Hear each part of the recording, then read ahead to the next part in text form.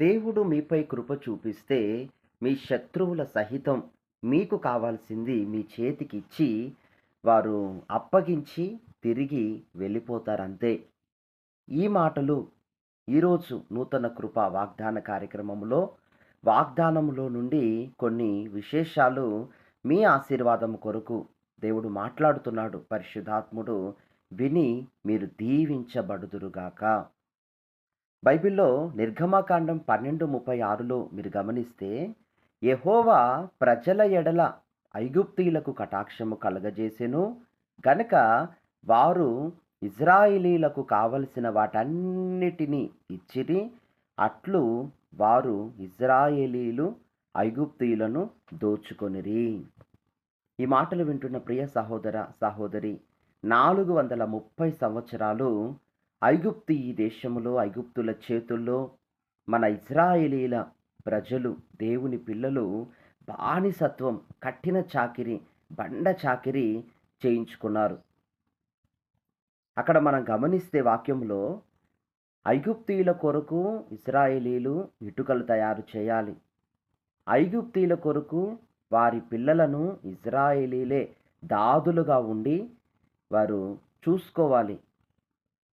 ఐగుప్తీయుల యొక్క వంటగదులలో ఉండి వంట మనుషుల వలె ఇశ్రాయేలీలు ఆహారము వండి పెట్టాలి.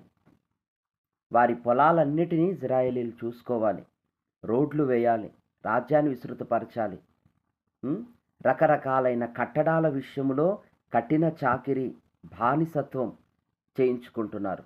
కానీ కన్నీరు విడిచి ఇశ్రాయేలీలు ఆకాశమందున దేవునికి ఎప్పుడైతే మొరపెట్టారో ఆ మొర విని దేవుడు వారిపై కనికరము చూపుతున్నాడు. ఇశ్రాయేలీయుల ప్రజలపై కటాక్షమును చూపుతున్నాడు. ఒక్క రాత్రిలో ఎంత కనికరము చూపారంటే, ఇశ్రాయేలీయులు వెళ్ళి తమ యజమానుల యొద్దకు, ఐగుప్తీయుల యొద్దకు వెళ్ళి మాకు పలానా కావాలి అని అడిగినప్పుడు అది ఇచ్చేసేవారట. వెండితో సహా, బంగారుతో సహా, అది ఎంత విలువైనదైనా సరే వెళ్ళి అడగగానే ఇచ్చేసేవారట. అటువంటి ఒక కనికరము ఇశ్రాయేలీయుల మీద కలిగేటట్లు దేవుడు ఐగుప్తీయులకు ఈ కార్యము చేశాడు. దేవునికి స్తోత్రం కలుగునుగాక. ఈ మాటలు వింటున్న ప్రియ సహోదరి, సహోదరుడా, నీ ఒక ప్రైవేట్ కంపెనీలో ఒక చిన్న ఆఫీసర్గా పనిచేస్తుండొచ్చు. ఒకవేళ నీ శాలరీ చాలా తక్కువగా ఉండొచ్చు. అది కూడా 5-6 నెలలు కావస్తున్నా నీకు ఇవ్వక, నీతో పని చేయించుకుంటూ నిన్ను విసిగిస్తూ తగిన శాలరీ, తగినటువంటి మూల్యం నీకు ఇవ్వటం లేదేమో. కానీ నీవు ఈరోజు దేవుని సన్నిధి తట్టు తిరిగి ఆకాశమందున యెహోవా దేవునికి నీవు మొరపెట్టగలిగితే నీ మొర విని దేవుడు నీ శత్రువును కదిలించబోతున్నాడు. గుండెలను కనికరముతో నింపబోతున్నాడు. అలాగా నీవు వెళ్ళి అడిగినప్పుడు వారికి దయ కలిగి, కనికరము కలిగి నీకు కావాల్సినది వారి ద్వారా దేవుడు అనుగ్రహించబోతూ ఉన్నాడు. ఆమేన్. ఈ రీతిగా ఇశ్రాయేలీయుల ప్రజలు ఐగుప్తీయులను దోచుకోవటానికి, ఐగుప్తీయుల యొక్క సకలమైన విలువైనవి పొందుకోవటానికి దేవుడు ఇశ్రాయేలీయుల మీద తన కనికరమును చూపినట్టు లేఖనాలు సెలవిస్తున్నాయి. నీ కష్టార్జితాన్ని ఎవ్వరు దోచుకోరు. నీవు దేవుని తట్టు తిరిగిన ఎడల నీ కష్టార్జితము నీవు అనుభవించేదవని 128 2వ కీర్తనలో వ్రాయబడింది.